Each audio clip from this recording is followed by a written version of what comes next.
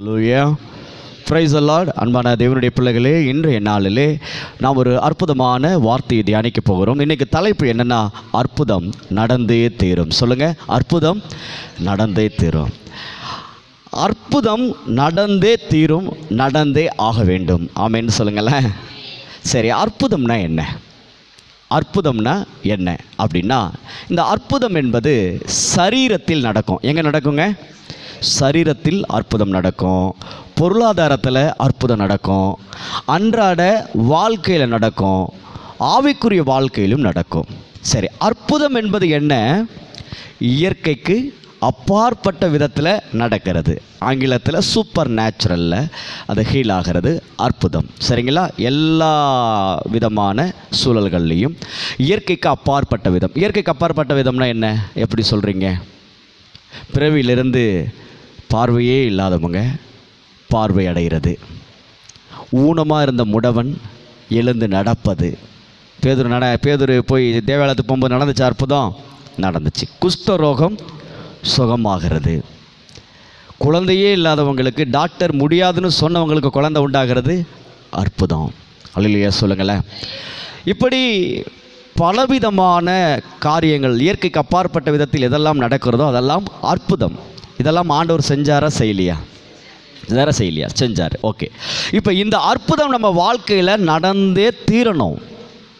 ஏதோ ஒரு வகையில், ஏதோ ஒரு விதத்தில் எங்கேயோ ஒரு குறைவு இருக்கா இல்லையா? எல்லார் வாழ்க்கையிலும் ஏதோ ஒரு தேவையோடு தான் இருக்கிறோம். அந்த தேவை தீர்க்கப்பட வேண்டுமா வேண்டாமா? அற்புதம் இப்போ நடக்கணுமா வேண்டாமா? இப்போ நடக்கணும். சரிங்களா? அற்புதம் நடந்தே ஆகணும். வேறு வழியே இல்லை. அற்புதம் நடந்தால் தான் வாழ முடியும். உண்மைதானே? அற்புதம் இல்லாமல் வாழ முடியாது. எப்போ வேணாலும் அற்புதம் தேவைப்படும். எப்போ வேணாலும் படுத்த படுக்கையாக வியாதி மரணத்தில் படுத்திருக்கிறவங்க உயிரோடு எழும்பி உட்கார்றாங்கன்னா அற்புதம். அப்போ வியாதி இது அற்புதம் எப்பொழுது வேண்டுமென்றாலும் நமக்கு தேவைப்பட்டு கொண்டு தான் இருக்கும். அற்புதம் இல்லாமல் வாழ முடியாது. திடீரென்று குறைவுபட்டு விட்டது. ஆண்டவராக இயேசு கிறிஸ்து அவர் பிரசங்கித்து கொண்டு இருக்கிறார். எல்லாரும் பசியில் இருக்கிறாங்க. இவங்களுக்கு சாப்பாடு கொடுக்கணுமே சீசருங்க போய் சொல்கிறாங்க. அங்கே இருந்தது பார்த்திங்கன்னா எத்தனை அப்பம் சொல்லுங்கள்? 5 அப்பம். ஆனால் எத்தனை பேர் சாப்பிட்டாங்க? யார் சாப்பிட்டது? 5000 பேர். யார்? ஆண்கள் மட்டும் 5000 பேர். அப்போ கூட வந்த மனைவிமார்கள் பிள்ளைகள் இருந்தாங்கன்னா இப்போ இது அற்புதமா இல்லையா? அப்போ உங்கள் வாழ்க்கையில் ஏதோ ஒரு வகையில் குறைவில் பொருளாதாரத்தில் அற்புதம் நடக்கணுமா வேண்டாமா? நடக்கணுமா வேண்டாமா? இப்போ போன வாரம் நான் கேட்டேன், யாராருக்கு எவ்வளோ கடன் இருக்குன்னு கேட்டேனா இல்லையா? சோத்ரா. ஏன்னா நீங்கள் கஷ்டப்பட்டு உழைச்சி அடைச்சாலும் அது எத்தனை வருஷம் ஆகும்னு தெரியாது அந்த கடன். நல்லா புரிஞ்சுக்கோங்க. ஆனால் திடீரென்று கர்த்தர் யாரோ ஒருவர் மூலமாக உங்கள் கடனை அதை அடைத்தாருன்னு வச்சுக்கோங்க. அது அற்புதமா இல்லையா? அற்புதங்க. அல்லேலூயா சொல்லுங்களேன். அப்போ இந்த அற்புதத்தை செய்தது அந்த மனிதனா ஆண்டவரா? சத்தமாக சொல்லுங்க. அற்புதம் யாரால் நடக்கும்? ஆண்டவரால் மட்டும்தான் அற்புதம் நடக்கும். பிரியமானவர்களே, நீங்கள் ஒன்றை தெளிவாய் புரிந்து கொள்ள வேண்டும். உங்கள் வாழ்க்கையில் அற்புதம் நடந்தே தீர வேண்டும் என்றால் முதலாவது அற்புதம் என்னவென்று நீங்கள் புரிந்து கொள்ள வேண்டும். என் வாழ்க்கையிலே என்னால் முடியாததை, என்னால் செய்ய முடியாததை, என்னால் நடத்த முடியாததை என் ஆண்டவர் என் வாழ்க்கையில் நடத்தியே தீர்வார். அதுதான் அற்புதம். அல்லேலூயா சொல்லுங்களேன். மனுஷனால் இது கூடாதது தான், தேவனாலே எல்லாம் கூடும். வெறும் கூடும் இல்லை, தேவனாலே மனுஷனால இது கூடாதுதான். ஒரு விஷயத்தை பர்டிகுலர் பண்ணி சொல்றாரு, மனுஷனால இது கூடாதுப்பா, ஆனால் தேவனால எல்லாமே கூடும். தேவனால அவரால் செய்ய முடியாதது ஒன்றுமே கிடையாது. எதை வேணாலும் அவரால் செய்ய முடியும். அப்படிப்பட்ட தெய்வத்தை நீங்களும் நானும் ஆராதித்து கொண்டிருக்கிறோம். அவர் அற்புதம் நம்ம வாழ்க்கையில் செய்யணுமா வேண்டாமா? செய்யணுமா வேண்டாமா? இந்த அற்புதம் நமக்கு வேணுமா வேண்டாமா? இந்த அற்புதம் நடக்க வேண்டும் என்றால் நாம் என்ன செய்யணும்? அதான கேள்வி. அன்று அப்போஸ்தலர் 2ஆம் அதிகாரத்தில் வாசிப்பீர்கள் என்றால், பரிசுத்த ஆவியானவரால் அப்போஸ்தலர்கள் நிரப்பப்பட்ட பொழுது அவர்கள் பிரசங்கித்தார்கள். பிரசங்கிக்கும் பொழுது அங்கே இருதயத்தில் குத்தப்பட்டவர்களாகி நாங்கள் என்ன செய்ய வேண்டும் கேட்டாங்க. நாங்கள் என்ன செய்ய வேண்டும்? நீங்கள் சொல்கிறத நாங்கள் செய்கிறோம். அல்லேலூயா சொல்லுங்களேன். அந்த மனநிலையோடு இப்போ உட்காந்துருக்கீங்களா நீங்கள்? அற்புதம் வேணுமா? வேணுமா? யார் யாருக்கெல்லாம் சாக்லேட் வேணும் கேட்போம்ல? யார் யாருக்கெல்லாம் ஐஸ்கிரீம் வேணும்? இப்போ நான் கேட்குறேன், யார் யாருக்கெல்லாம் அற்புதம் வேணும்? அல்லேலூயா சொல்லுங்களேன். அப்போ உங்கள் வாழ்க்கையில் அற்புதம் நடக்க வேண்டும் என்றால் நீங்கள் ஒன்றை மட்டும் தெளிவாய் புரிந்து கொள்ள வேண்டும். அதற்கு விசுவாசம் மிக மிக அவசியம். என்ன அவசியம்? உங்களுடைய நேர் முழங்கால் ஜெபமோ, உங்களுடைய 40 நாள் உபவாச ஜெபமோ, அல்லது நீங்கள் எந்தெந்த வகையில் உள்ள உங்களுடைய பரிசுத்தமோ, இது எல்லாம் முக்கியமல்ல. உங்கள் வாழ்க்கையில் அற்புதம் நடக்க வேண்டுமென்றால் விசுவாசம் ரொம்ப முக்கியம். அல்லேலூயா சொல்லுங்களேன். என்ன முக்கியம்? என்ன முக்கியம் சொல்லுங்கள்? விசுவாசம். சரி, இந்த விசுவாசத்தை குறித்து வேக வேகமாக நம்ம தியானிப்போம்.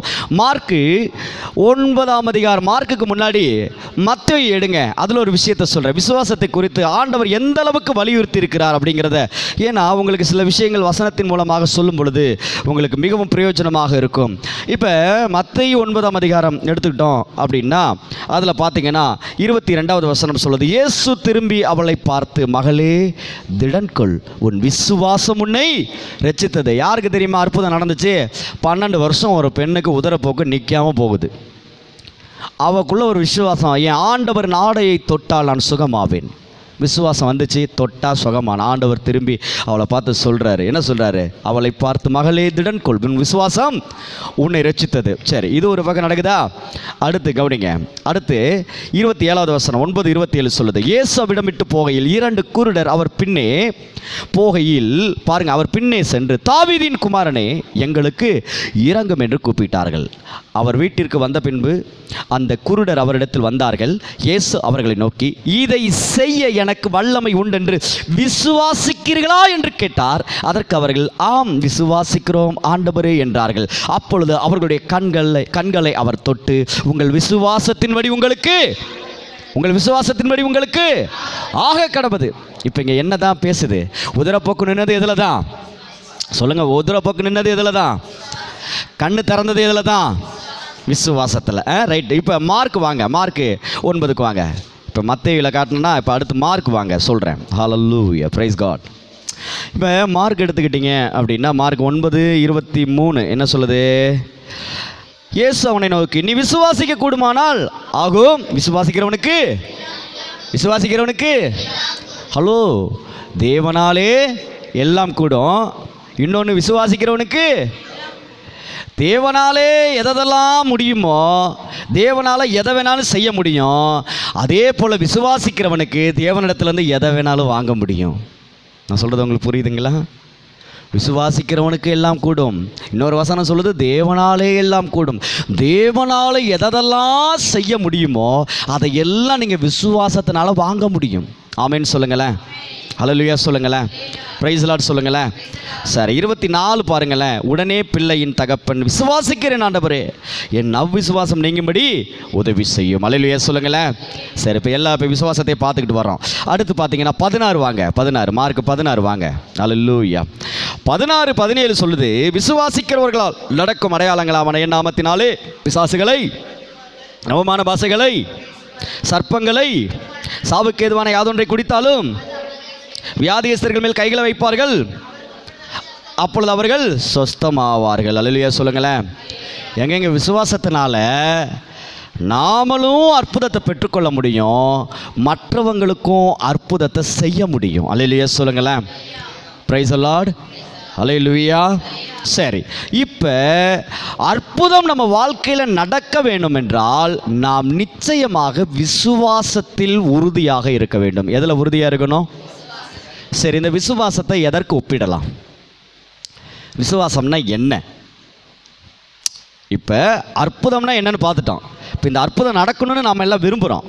இந்த அற்புதம் நம்ம வாழ்க்கையில் நடக்கணும்னா விசுவாசம் வேணும்னு பார்த்தோம். அப்போ இந்த விசுவாசம்னா என்ன? விசுவாசம்னா என்ன? சரி சொல்கிறேன், கேட்டுக்கங்க. எப்போவுமே வார்த்தையை கேட்டுட்டு மறந்துடக்கூடாது. இந்த காதில் வாங்கி இந்த காதில் விட்டுறக்கூடாது. வசனத்தை ஆழமாக பிடிச்சுக்கணும். அல்லேலூயா சொல்லுங்களேன். ஏன் இன்றைக்கி நிறைய பாஸ்டர்கள் பேசுகிறது சில பேருக்கு ரொம்ப பிடிக்கும். ஏன்னா திட்டி பேசுகிறது ரொம்ப பிடிக்கும். ஏன்னா அதுதான் காயப்படுத்தி உள்ளே போய் உட்காரும். நமக்கு அந்த மாதிரி பேச வரவும் மாட்டுது வேறு. அல்லேலூயா சொல்லுங்களேன். ஆனால் உங்களை வார்த்தை காயப்படுத்தணும்னு நான் சொல்கிறேன். காயப்படுத்தணுன்னா நல்ல காயம் பதியணும். ஒரு மனுஷன் திட்டிட்டா மறக்க முடியுதா உங்களால்? அது மட்டும் ஞாபகத்தில் இருக்குது பாருங்கள். ஆனால் கர்த்தருடைய வார்த்தை எந்த அளவுக்கு ஆழமாக இருக்கும் உங்கள் இருதயத்தில். அதனால் வசனத்துக்குள்ளே அப்படியே உள்ளே வந்துடுங்க. வேறு எங்கேயும் உங்கள் சிந்தனைக்கு, நீங்கள் சிந்தனைக்குள்ளே போனீங்கன்னா தான் உங்களுக்கு தூக்கம் வர்றது. உங்களுக்குள்ளே வேறு ஏதோ யோசனை நீங்கள் உங்களே அறியாமல் ஏதோ ஒன்று பண்ணிகிட்ருப்பீங்க. நீங்கள் வசனத்தை செவி கொடுப்பீர்கள் என்றால் உங்கள் அப்படியே நான் ஆமேன்னு சொல்ல வேண்டியதில்லை, நான் அல்லேலூயா சொல்ல வேண்டியதில்லை, நீங்களே சொல்ல ஆரம்பிச்சிருவீங்க. எந்த இடத்துல ஆமேன்னு சொல்லணும், எந்த இடத்துல அல்லேலூயா சொல்லணும், எல்லாமே உங்களுக்கு தெரியும். ஏன்னா நீங்கள் அந்த அளவுக்கு கவனிக்கிறீங்கன்னு அர்த்தம். அல்லேலூயா சொல்லுங்கள். Price the Lord. சரி, இப்போ விசுவாசத்தை எதற்கு ஒப்பிடலாம் என்றால், இப்போ 2 உலகம் இருக்குது. ஒன்று காண்கிற உலகம், இப்போ நாம் எல்லாம் பார்க்குறோம்ல, இது ஒரு உலகம். இன்னொன்று காணாத உலகம், ஆவிக்குரிய உலகம். சரிங்களா? நல்லா கவனிங்க. இந்த காண்கிற உலகம் என்பது இது பூமிக்குரிய உலகம். ஆவிக்குரிய உலகம் தான் காணாத உலகம். சரிங்களா? சரி, இப்போ இந்த காண்கிற உலகத்தில் நான் சொல்கிறதெல்லாம் நீங்கள் தெளிவாக கவனமாக கவனிங்க. அடுத்து காணாத உலகத்தை நம்ம பார்ப்போம். விசுவாசத்துக்காகத்தான் இவ்வளோ தூரம் பேசுகிறேன், புரிஞ்சுக்கங்க. இந்த காண்கிற உலகத்தில் பார்த்தீங்க அப்படின்னா ஃபஸ்ட்டு என்ன இருந்துச்சு? முதல்ல பண்டம் மாற்று முறை இருந்துச்சு. கேள்விப்பட்டிருக்கீங்களா? பண்டம் மாற்றுதல். அப்போ காசு பணமெல்லாம் கிடையாது. நீ அரிசி கொடுத்துட்டு பருப்பு வாங்கிக்கலாம், நீ பருப்பை கொடுத்துட்டு கோதுமையை வாங்கிக்கலாம், எது வேணாலும் உன்னிடத்தில் இருக்கிறத கொடுத்துட்டு இன்னொன்று நீ வாங்கிக்கலாம். இது முதல்ல பண்ட மாற்று முறை. அப்போ பணமெல்லாம் கிடையாது பார்த்துக்கங்க. அப்போ ஒரு பொருளை கொடுத்துட்டு ஒரு பொருள் வாங்கிறது. அடுத்து 2வது என்ன வந்துச்சு? பொண்ணு வெள்ளி இதெல்லாம் கொடுத்து என்ன பண்ணாங்க? தேவையானதை வாங்க ஆரம்பித்தாங்க. நிலத்தை வாங்கிறது, மற்ற இது பொருளெல்லாம் ஏதாவது அவங்க விரும்பினதை வாங்கினா பொண்ணு கொடுக்கணும். பொற்காசுகள், வெள்ளிக்காசுகள் இதெல்லாம் கொடுக்குற மாதிரி இருந்துச்சு. இப்போ என்ன நிலை? இப்போ எது வாங்கினாலும் என்ன கொடுக்கணும்? என்ன கொடுக்கணும்? எல்லாத்துக்கும் ஒரு மதிப்பு என்ன இருக்குது? இப்போ பணம் அப்படின்னு வந்துருச்சு. சரிங்களா? பணம் வந்துருச்சா இல்லையா? எது வேணாலும் பணம் வேணுமா வேணாமா சொல்லுங்கள். பணம் வேணுமா வேணாமாங்க? வேணுமா வேணாமா? பணம் கொடுத்தா தான் ஒன்றுமே இல்லை. தாகத்தோடு போய் நீங்கள் ரோட்டில் நிற்கிறீங்க, தண்ணி எங்கேயுமே சுற்றி முற்றி தண்ணி இல்லை, ஒரு பேக்கரி தான் இருக்குது. இப்போ நீங்கள் அங்கே போய் தண்ணி வாங்கினா சும்மா ஒரு பாட்டில் தண்ணி கொடுங்கன்னா கொடுக்க மாட்டாங்க. வேணா அங்கே ஓரமாக வச்சுருக்கிறத மொண்டு குடிச்சிக்கலாம். ஆனால் ஒரு பாட்டில் தண்ணி வாங்கினா என்ன கொடுக்கணும்? ஆமாம், பக்கத்தில் ஒரு மோர் விற்கிறாங்க, கூழ் விற்கிறாங்க, சும்மா கேட்டால் கொடுப்பாங்களா? ஐயோ பாவம்னு சொல்லி ஒரு டம்ளர் கொடுத்துருவாங்களா? பக்கத்துலேயே நீங்கள் நின்று வெறிச்சு பார்த்துட்டே இருக்கீங்க. தாகமாக இருக்குது, ஒரு டம்ளர் மோர் கொடுத்தா பரவாயில்ல அப்படின்னு மோர் கொடுத்துருவானா? 20 ரூபா கொடுத்தா தான் ஒரு சொம்பு மோர். 10 ரூபா கொடுத்தா கூட இப்பெல்லாம் கிடையாது. அல்லேலூயா சொல்லுங்களேன். நான் சொல்கிறது உங்களுக்கு புரியுதா? அப்போ ஒரு பொருளை வாங்க வேண்டும் என்றால் நமக்கு என்ன தேவை? என்ன தேவை? ஒரு பொருள் வாங்கிறதுக்கு என்ன தேவை? சரி, இப்போ உங்ககிட்ட ஏங்க நல்லா கவனிங்க. உங்ககிட்ட இப்போ ஒரு 5000 ரூபா பணம் இருக்குது. உங்ககிட்ட எவ்வளோ இருக்குது? 5000 ரூபா பணம் இருக்குது. இப்போ உங்களுக்கு ஆசை, வெயில் காலத்துக்கு ஒரு ஏசி வாங்கினா நல்லா இருக்குமேன்னு சொல்லி. 5000 ரூபாய்க்கு ஏசி கிடைக்காது. சரி, ஒரு ஏர் கூலராவது வாங்கிக்குவோம், சின்னதாக ஒரு டவர் ஃபேன் மாதிரி வாங்கிக்குவோம் அப்படின்னு நீங்கள் விரும்புகிறீங்க. அடைச்ச ஒரு ஃப்ரிட்ஜும் இருந்தால் நல்லா இருக்குமே அப்படின்னு உங்களுக்குள்ளே தோணுது. ஆசை 2 விதமாக இருக்குது. உங்கள் கையில் இருக்கிறது எவ்வளோ இருக்குது? 5000 ரூபா இருக்குங்க. இப்போ நீங்கள் போயிட்டீங்க, கடைக்குள்ளே போயிட்டு நீங்கள் என்ன பண்ணுறீங்கன்னா, சரி இப்போ முதல்ல நமக்கு தேவை ஜில்லுன்னு வேணும், டவர் ஃபேனு வாங்கிடுறீங்க. டவர் ஃபேனு 5000 ரூபா கொடுத்து வாங்கிட்டீங்க. இப்போ ஃப்ரிட்ஜு வாங்கணும். எப்படி வாங்குவீங்க? டவர் ஃபேன் வாங்கினா அதே 5000 ரூபாயில் நீங்கள் ஃப்ரிட்ஜ் வாங்க முடியுமா? நான் கேட்குறது புரியுதா கனகராஜண்ணே? தெளிவாக புரியுதுங்களா? நல்லா யாருக்கா புரியலன்னு சொல்லுங்கள். இன்னும் புரியறதுக்கு என்ன முயற்சி பண்ண முடியும் முயற்சி பண்ணி சொல்கிறேன். இப்போ டவர் ஃபேன் வாங்க 5000 ரூபா கடையில் கொடுத்துட்டீங்க. இப்போ ஃப்ரிட்ஜு வாங்கியே ஆகணும்.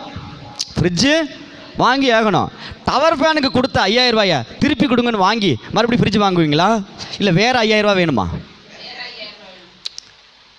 நான் ஒரு உதாரணத்துக்கு தான் சொல்கிறேன். டவர் ஃபேனு 5000 ரூபா, ஃப்ரிட்ஜு 5000 ரூபா. அப்போ எத்தனை 5000 ரூபா வேணும்? 2 5000 ரூபா வேணும்.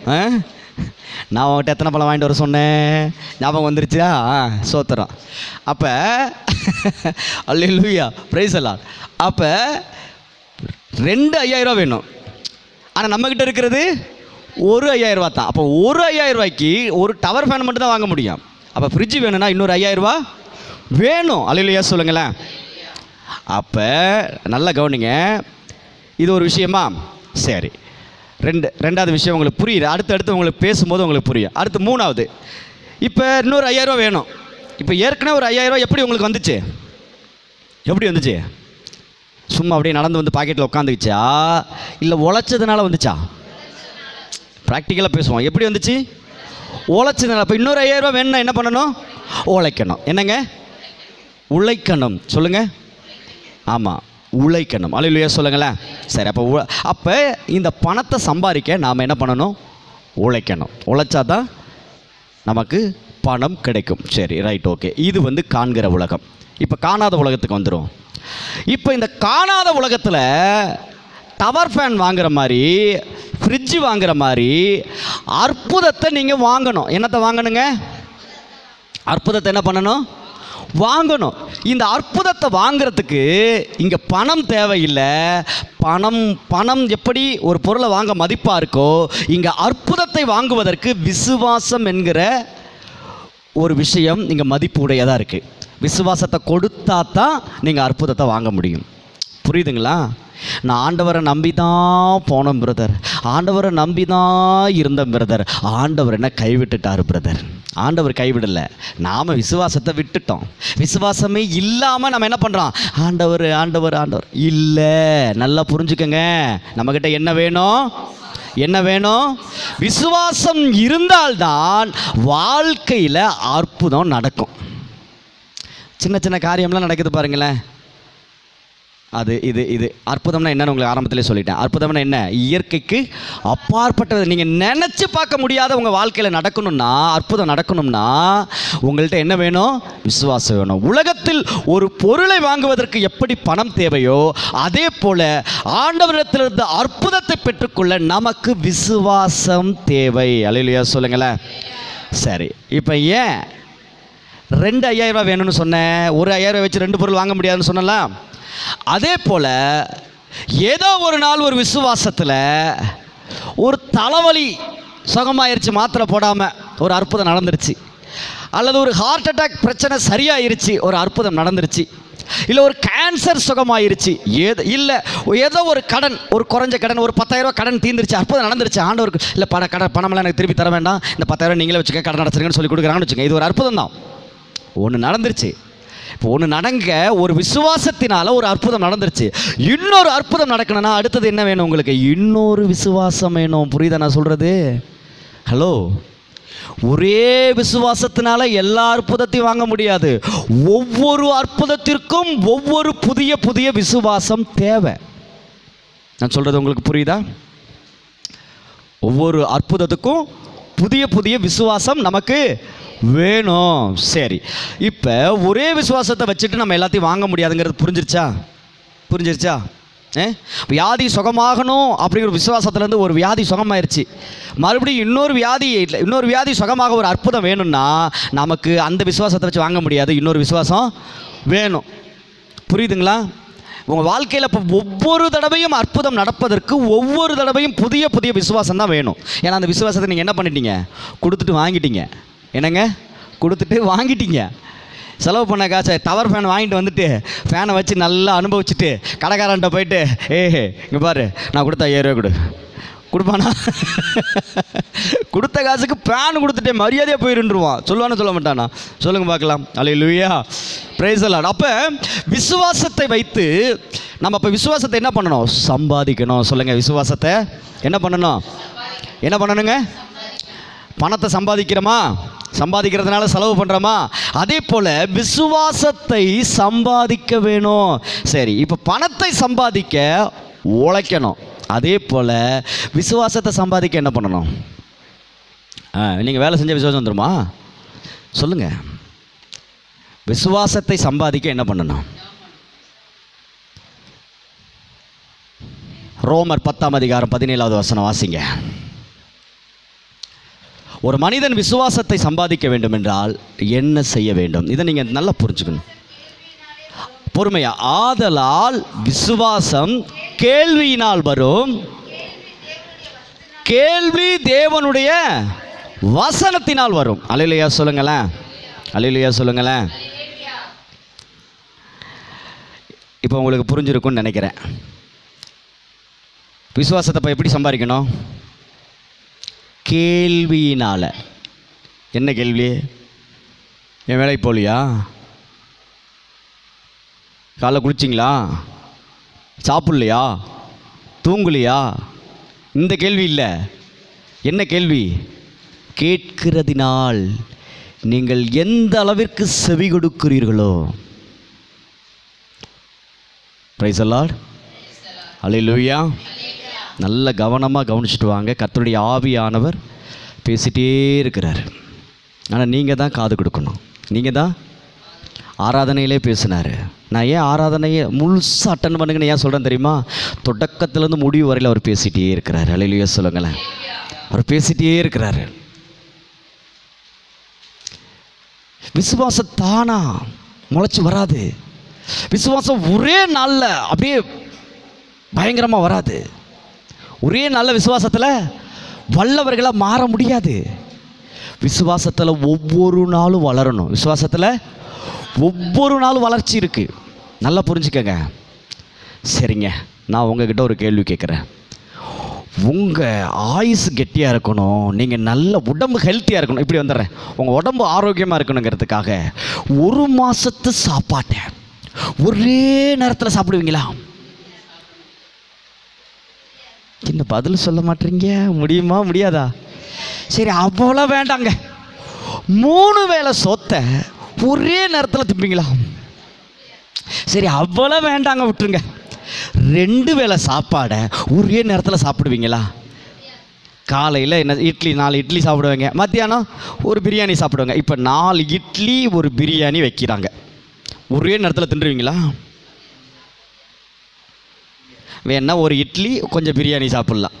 இப்படி கலந்து வேணால் மிக்ஸ் பண்ணி அடிக்கலாம். ஆனால் ஒரே நேரத்தில் 2 வேளை சாப்பாடு கூட ஒரு மனுஷனால் சாப்பிட முடியாது. நல்லா புரிஞ்சுக்கங்க. அப்போ ஒரே நாளில் எப்படி விசுவாசத்தில் நீங்கள் வல்லவங்களை ஆயிட முடியுமா? அப்படி ஆயிட்டீங்கன்னா இப்போ நான் உங்களை கையில் பிடிக்க முடியாதுல்ல. அல்லேலூயா. ஆண்டவரா? அப்படியா? யார்? ஓ, நீங்கள் தான் இயேசுவா? ஓகே பாய் அப்படின்ட்டு போயிடுவீங்க. அல்லேலூயா சொல்லுங்களேன். கர்த்தர் நல்லவர், அவருக்கு நமக்கு வித்தியாசம் வேணும். ஆமென் சொல்லுங்களேன். அவரை நேற்றும் இன்றும் என்றும் மாறாதவர். ஆமென் சொல்லுங்களேன். நாம் ஒவ்வொரு நாளும் விசுவாசத்தில் வளர வேண்டும். இதை தான் ஆண்டவர் விரும்புகிறார். அல்லேலூயா சொல்லுங்க. அவர் நல்ல தேவனாக இருக்கிறார். அல்லேலூயா சொல்லுங்க. அப்போ ஒன்றை நீங்கள் தெளிவாய் புரிந்து கொள்ள வேண்டும். உங்களுக்கு புரிய வேண்டும் என்பதற்காக தெளிவாக உங்களுக்கு வசனத்தை ஆண்டவர் உங்களோடு பேசிக் கொண்டிருக்கிறார். அப்போ ஒரு பொருளை வாங்குவதற்கு எப்படி பணம் தேவையோ அதே போல் அற்புதத்தை வாங்குவதற்கு உங்களுக்கு விசுவாசம் தேவை. அதே போல் ஒரே பணத்தில் எல்லா பொருளையும் வாங்க முடியாது. அதே போல் ஒரே விசுவாசத்தில் எல்லா அற்புதத்தையும் பெற முடியாது. அதே போல் நல்லா புரிஞ்சுக்கங்க. ஒரு பொருளை வாங்கணும்னா அதுக்கு பணம் தேவை. அதே போல் ஒரு அற்புதத்தை பெறணும்னா விசுவாசம் தேவை. அந்த பணத்தை சம்பாதிக்க உழைக்கணும். இந்த விசுவாசத்தை சம்பாதிக்க கேட்கணும். என்ன பண்ணணும் சொல்லுங்க? கேட்கணும். சொல்லுங்க, கேட்கணும். சத்திய வேதம் பக்தரின் கீதம், சுத்தர்கள் போகும் பாதையின் தீபம், உத்தம மார்க்கம் காட்டும் சத்திய வேதம்.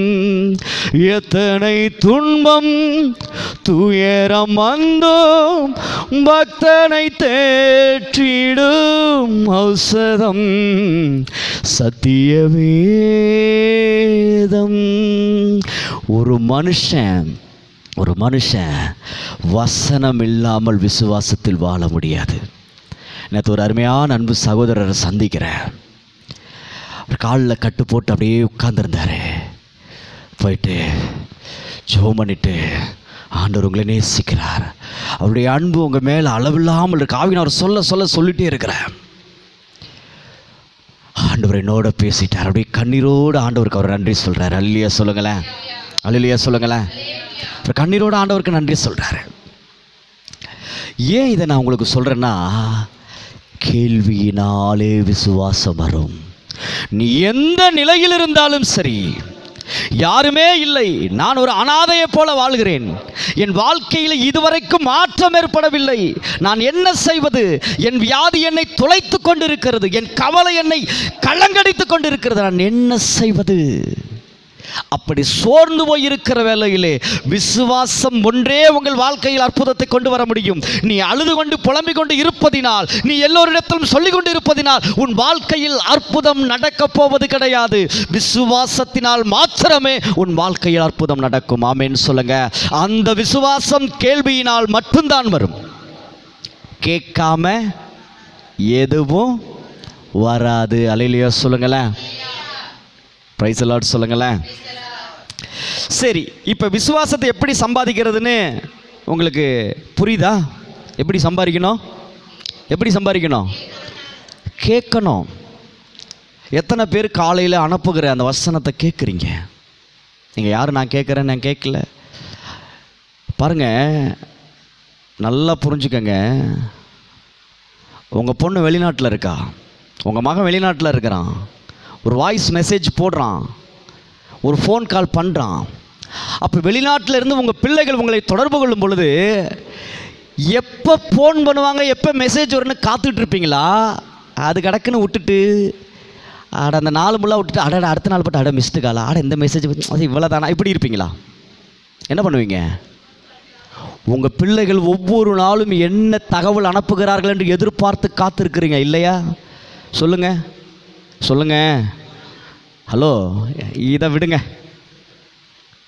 உங்ககிட்ட ஃபோனே இல்லைங்க. என்ன இல்லைங்க? உங்களை தொடர்பு கொள்ள வாய்ப்பே இல்லை. பக்கத்து வீட்டுக்காரங்கள்ட்ட தான் செல்லு இருக்குது. என்னங்க? இப்போ உங்கள் மகன் வெளிநாட்டில் இருந்து, மகளோ வெளிநாட்டில் இருந்து ஒரு மெசேஜ் போடுறாங்க. அவங்களா வந்து ஃபோனு கொடுப்பாங்கன்னு உட்காந்துருப்பீங்களா?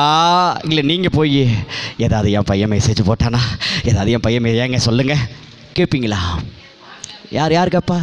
யார் கேட்பா? கேட்பீங்களா? கேட்டு வாங்கி என்னன்னு கேட்டுருவீங்களா? ஹலோ, உங்கள் வாழ்க்கையை மாற்றி அமைக்கக்கூடிய, அற்புதத்தை உண்டாக்கக்கூடிய, விசுவாசத்தை பெருக்கக்கூடிய வார்த்தை உங்களுக்கு டெய்லி அனுப்பப்படுது. ஏன் உங்களுடைய கவனம் அதில் இல்லாமல் இருக்கிறது? நான் சொல்கிறது புரியுதுங்களா? ஏன் காரணத்தை சொல்லுகிறீர்கள்? ஏன் சூழ்நிலையை சொல்லுகிறீர்கள்? அந்த சூழ்நிலையை மாற்றுவதற்காகத்தானே ஆண்டவர் இவ்வளவு தூரம் உங்களுக்காக இறங்கி வேலை செய்கிறாரு. நான் சொல்கிறது புரியுதா உங்களுக்கு? நான் பேசுகிறத கேளுங்கன்னு சொல்லலை. ஆண்டவர் உங்களுக்குள் விசுவாசத்தை உண்டாக்கும்படியாக பேசுகிற சத்தத்தை கேளுங்கள். கேட்டால் தானே விசுவாசம் வரும். உங்களுக்கு புரியுதா? நான் ஏன் சர்ச்சுக்கு சரியான நேரத்துக்கு வந்துட்டு போங்க அப்படின்னு சொல்கிறதும், சர்ச்சுக்கு தவறாமல் வாங்கன்னு சொல்கிறதும், இதெல்லாம் ஏன் தெரியுமா உங்களுக்கு? ஏன் தெரியுமா? நீங்கள் விசுவாசத்தில் வளர வேண்டும். எதில் வளரணும்? எதில் வளரணும்? எதில் வளரணும்? நீங்கள்லாம் உள்ளே இருக்கிறீங்க. வெளியில் இருக்கிற நம்முடைய சபையில் இருக்கக்கூடிய பிள்ளைகள், வெளியில் இருக்கக்கூடிய பிள்ளைகள், இதுவரைக்கும் பார்க்காத பிள்ளைகள் ஃபோனில் சொல்கிறாங்க, டெய்லியும் கேட்குறையா, எப்படி இருக்கீங்க ஐயா, சூப்பராக இருக்கையா, ஜம்முன்னு இருக்கையா. சொல்கிறவர் யார் தெரியுமா? எந்த வேலைக்கும் போகாதவர். அவருக்கு மனைவி இருக்குது, அவருக்கு அம்மா இருக்காங்க. அவர் சுவிசேஷம் மட்டும்தான் சொல்கிறாரு. போய் பார்க்குறவங்களெல்லாம் போய் பஸ் ஸ்டாப் அங்கே போய் சந்தித்து சுவிசேஷம் தான் சொல்கிறாரு. அவர் உங்களை மாதிரி என்ன மாதிரி நார்மலாக நடக்கக்கூடியவர் இல்லை. நல்லா புரிஞ்சுக்கங்க. நம்மளை மாதிரி நல்ல அப்படி எழுந்து ஓடக்கூடியவர் அல்ல. ஆனால் அவர் சொல்கிறாரு, ஐயா நான் திருப்தியாக இருக்கேன். ரொம்ப அந்த சத்தத்தை கேட்கும்போது எனக்குள் ஒரு விசுவாசம் உண்டாகிறது தெரியுமா? ஏன் ஏன் அவரால் அதை சொல்ல முடியுது? ஏன் அவரால் அந்த அற்புதத்தை பெற்றுக்கொள்ள முடிகிறது தெரியுதா உங்களுக்கு? ஏன்னா அவர் தொடர்ந்து கேட்குறாரு. என்ன பண்ணுறாருங்க? கேட்குறாரு. நம்ம என்ன பண்ணணும்? அப்போ கேட்குறதுக்கு நம்ம விருப்பமாக இருக்கணுங்க. கேட்கணும். ஒரு நாள் வசனம் வரலன்னா எனக்கு ஃபோன் அடிக்கணும். ஏன் வசனம் அனுப்பலன்னு கேளுங்க. நிறைய பேர் என்ன பண்ணிடுவாங்கன்னா, அந்த வாக்குத்த வசனம் அனுப்புகிற பாருங்க, அதை மட்டும் படிச்சுட்டு இதை போய் யார் கேட்குறது, இவர் பேசுவார், விட்டுருவாங்க. சரி போங்க, எனக்கு என்ன, நாளைக்கு வயிற்று வலின்னு கூப்பிட்றது நீங்கள் தான், இப்படி ஆகிப்போச்சு பிரதர்னு கூப்பிட்றது நீங்கள் தான். இதெல்லாம் நடக்கக்கூடாது. உங்கள் வாழ்க்கையில் அற்புதம் நடந்துக்கிட்டே இருக்கணும். எப்பேற்பட்ட பிரச்சனை வந்தாலும் நீங்கள் ஜெயிச்சுக்கிட்டே இருக்கணுங்கிறதுக்காகத்தான் உங்களுக்கு வசனம் அனுப்புறது. நீங்கள் கேட்கணுமா கேட்கக்கூடாதா? கேட்கணுங்க, கேட்கணும். ஏன்னா விசுவாசம் எங்கே இருந்தால் வருது? எங்கே இருந்தால் வருது? கேள்வியினால். நீங்கள் இது வரைக்கும் ஆலயத்துக்கு வந்ததுலேருந்து நீங்கள் கேட்குற சத்தியத்தினால விசுவாசம் பெருகுதா இல்லை உங்களுக்கு கவலை அதிகமாகுதா? நீங்கள் எங்கே தான் அடிக்கப்பட்டு நொறுக்கப்பட்டாலும் இங்கே வந்து இப்போ அரை மணி நேரம் உட்காந்துட்டு போனீங்கன்னாலும் இல்லை இந்த 2 மணி நேரம் உட்காந்துட்டு போகிறீங்களே, இங்கே கேட்கப்படுகிற சத்தம் உங்கள் வாழ்க்கையில் விசுவாசத்தை உண்டாக்குதா இல்லையா? உண்டாக்குதா இல்லையா? நீங்கள் எனக்காக சொல்ல வேண்டாம், உண்மையை சொல்லுங்கள். உண்டாக்குதா இல்லையா? உண்டாக்குது இல்லை? துவச்சி காயப்பட்ட மாதிரி தான் இருப்போம், புளிஞ்சிருப்பாங்க. வெளியில் சூழ்நிலை புளிஞ்சு போட்டிருக்கோம். இங்கே வந்தோன்னே பாருங்கள், ஏதோ சாப்பிட்டு நம்மளை எனக்கெல்லாம் அதெல்லாம் ஒன்றும் நடக்கலைங்கிற மாதிரியே போவோம். ஏன்னா உள்ளுக்குள்ளே இருக்கிற விசுவாசம், இங்கே விசுவாசம் தூண்டப்படுகிறது. அல்லேலூயா. வேணா ட்ரையலுக்கு வேணா இந்த இடையில இந்த வெள்ளிக்கிழமை நாளில் ஏதாவது வேறு சபைகளுக்கு போய் கூட பாருங்கள். இந்த போய் தான் பாருங்களேன், அங்கே உங்களுக்கு விசுவாசம் உண்டு. ஆனால் பேசாமல் என்ன பண்ணுங்க, அப்படியே செட்டில் ஆகிக்கங்க. சோத்திரம். அல்லேலூயா. நான் தாராளமாக சொல்கிறேன். அல்லேலூயா. நான் ஏன் சொல்கிறேன் அப்படின்னா, இந்த மாதிரி வார்த்தைகள் நிறைய இடங்கள் கிடைக்கிறதில்லை. காயப்படுத்துவதும் குத்துயிரும் கொலை உயிரமாக தான் வச்சுருக்காங்க. அதெல்லாம் நீங்கள் புரிஞ்சுக்கங்க. ஒரு மனிதனை எந்த அளவுக்கு புளிய முடியுமோ, ஏற்கனவே அவன் வெளியில் புளியப்பட்டு வருவான், அவன் சர்ச்சில் வந்து இன்னும் புளியப்படுறான். அதுதான் கொடுமையாக இருக்குது. அப்படி ஏதாவது உங்களுக்கு இங்கே நடக்குதா? சொல்லுங்கள். ஏதாவது நடக்குதா? அப்படி ஏதாவது நடக்குதா? ஏதாவது தப்பு இருந்தால் சொல்லுங்கள். யாராக இருந்தாலும் சொல்லுங்கள், யார் வேணாலும் சொல்லுங்கள், என்கிட்ட சொல்லுங்கள். நான் ஏதாவது உங்களை காயப்படுத்துகிறேன்னா சோத்திரம். என்ன சத்தம் கேட்க மாட்டேது? ஏங்க ரெக்கார்ட் ஆகிட்டு இருக்குங்க, எல்லோரும் எதாவது நினச்சிக்க போகிறாங்கங்க. அல்லேலூயா. Price the Lord. நான் எதுக்கு சொல்ல வரேன்னா, நான் ஏன் உங்களை சத்தத்தை கேட்க சொல்கிறேன்னா, உங்கள் விசுவாசம் தூண்டப்பட்டுக்கிட்டே இருக்கும். நான் இவ்வளோ தூரம் உங்களுக்கு சொல்கிறேன்ல, நான் டெய்லியும் தேவ சத்தத்தை கேட்டுக்கிட்டே தான் இருக்கேன். நான் தான் பேசுகிறேன். ஆனால் எனக்கே ஆச்சரியமாக இருக்குது, ஒவ்வொரு டைமும் பேசும்பொழுது ஆவியானவர் பேசுகிறது. தெரியுமா? நேற்று பேசுனதை யாராவது கேட்டீங்களா? நேற்று போட்ட வசனத்தில் எனக்கு வித்தியாசமாக இருந்துச்சு ஆவியானவர் பேசுனது. வசனத்தை எப்படி தியானிக்கணுன்னு ஒரு பாமரனுக்கு சொல்லிக் கொடுக்கறது போல் சொல்லிக் கொடுத்தார் ஆவியானவர். எனக்கு ரொம்ப ஆச்சரியமாக இருந்துச்சு.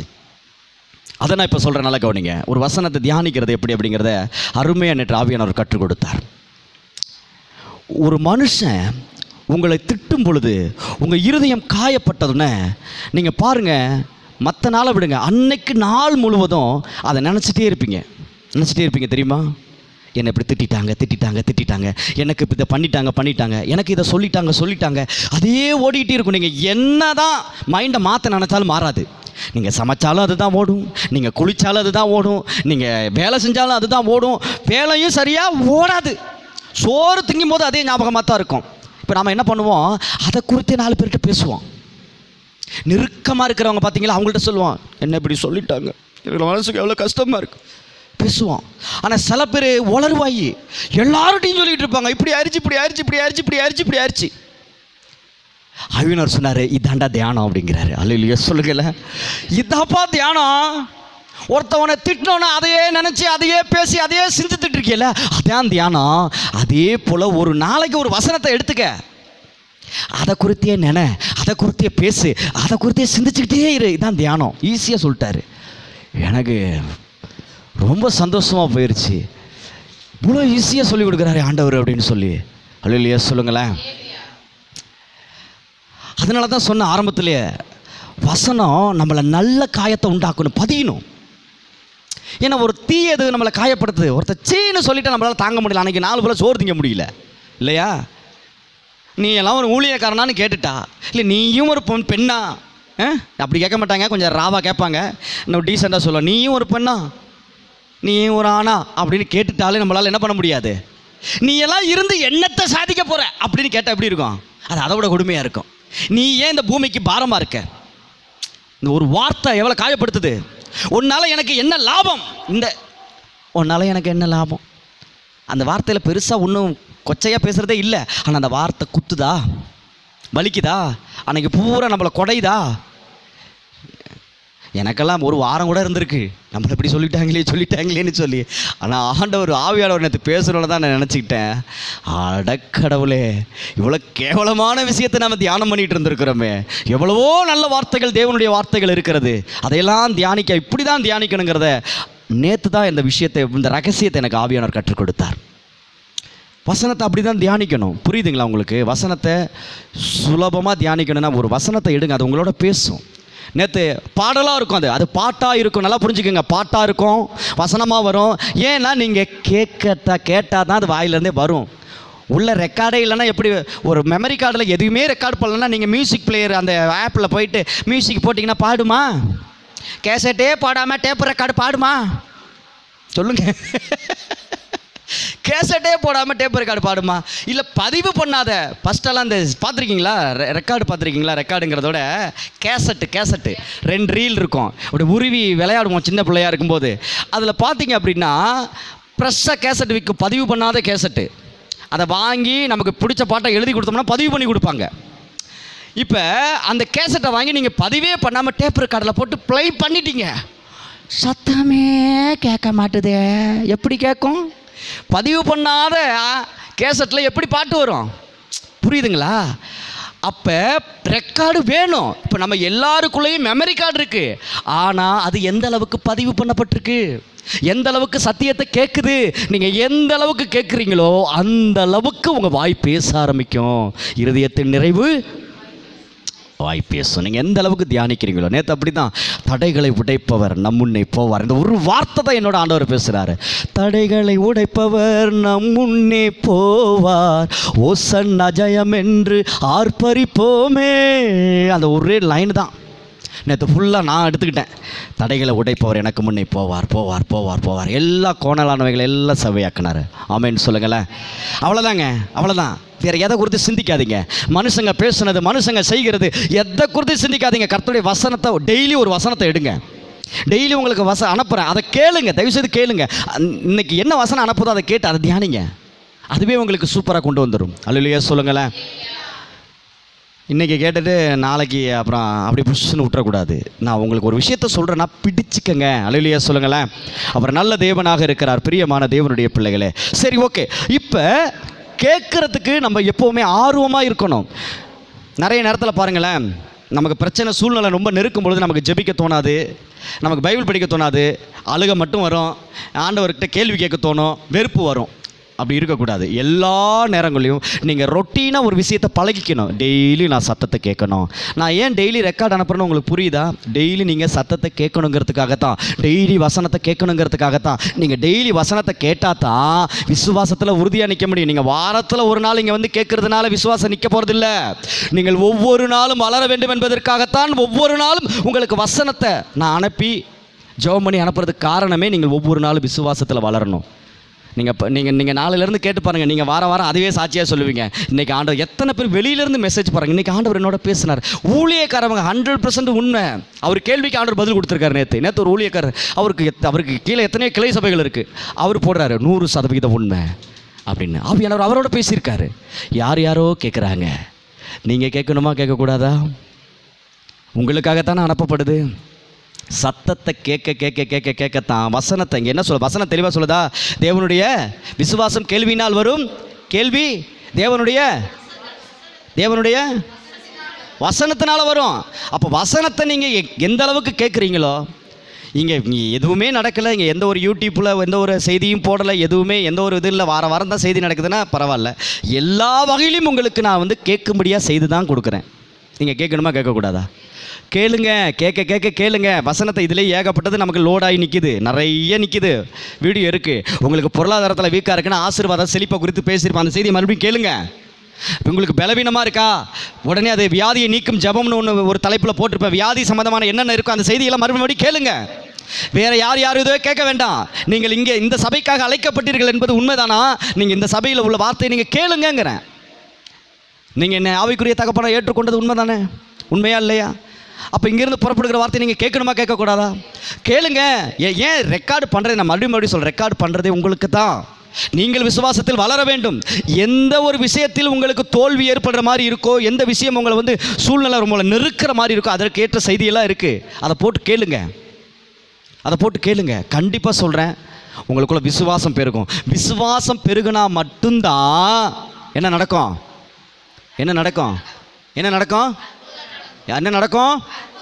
இப்போ விசுவாசத்தை சம்பாதிக்க தயாரா?